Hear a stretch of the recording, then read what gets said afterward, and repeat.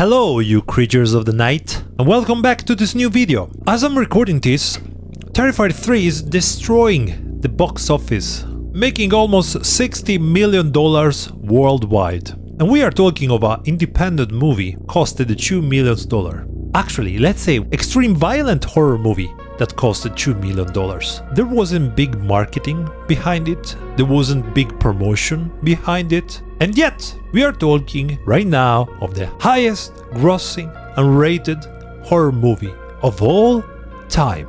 This, my friends, is a great time for our favorite genre. For context, the first Terrifier made 421k, the second one almost 16 million, and the third one, when it will finish its run, probably over 60 million.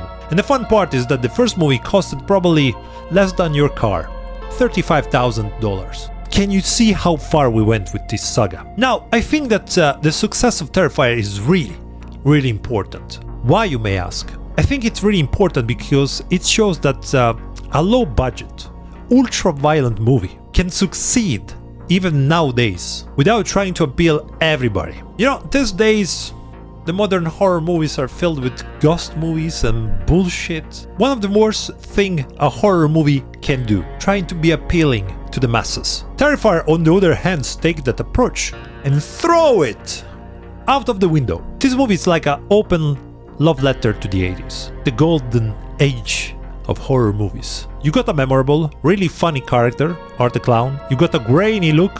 Have you ever seen a modern horror movies that look like this? No. Get a retro, old school color grading. And the most important, you get practical effects that hits really hard. One of the best I've seen out there. I mean, guys, the first one costed $35,000. I want to remind that, and the practical effects were already amazing.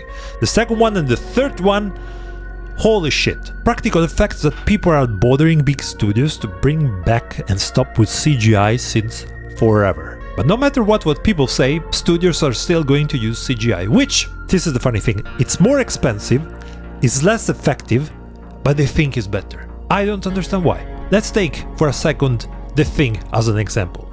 And I'm talking of the prequel, not the original one from John Carpenter. And they ask, no, that's one else is a remake, blah blah blah. Shut up. The funny part about that movie is that that movie was promoted as a movie that will have used a lot of practical effects. And that's actually what they did in the movie. But after some early screenings, when some people thought that didn't look good, they decided to digitalize everything in post-production. Now, I would like to see one by one of these people that say that the practical effects didn't look good and slap their fucking stupid face for at least 20 minutes. I don't think that these people that were there watching the screenings are horror movie fans. Anyways, the good thing is that Terrifier nailed it. Nailed it at that point that if they use CGI, you don't even realize it. I think the practical effects Terrifier movies are like 99%. They maybe used 1% of CGI and you can't even tell where.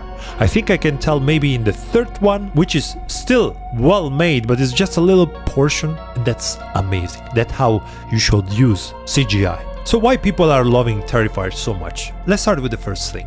The villain. Art the Clown looks like he came straight out from the 80s. Like, you can put him alongside Michael Myers, Freddy, and so on a poster, and he will just fit right there. And talking about the posters, let's just praise how good Terrifier's posters are. I never understand in the modern horror posters why they stopped use drawing style posters.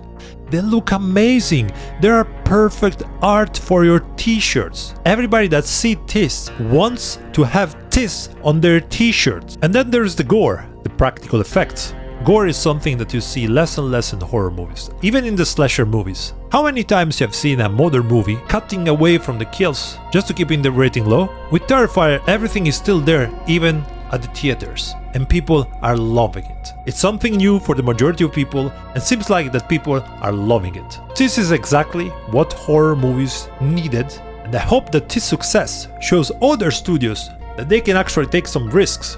Doesn't matter if you like it or not, I will tell you my opinion in the next video probably. But this movie is what our favorite genre needed at this moment. And I'm sure that some people probably went to the cinema out of curiosity, and they probably didn't know what to expect considering what they usually get from mainstream horror movies, and that's why some of them throw up in the theaters, some of them left, which is funny because I've seen all 3 movies and all the time I was eating something.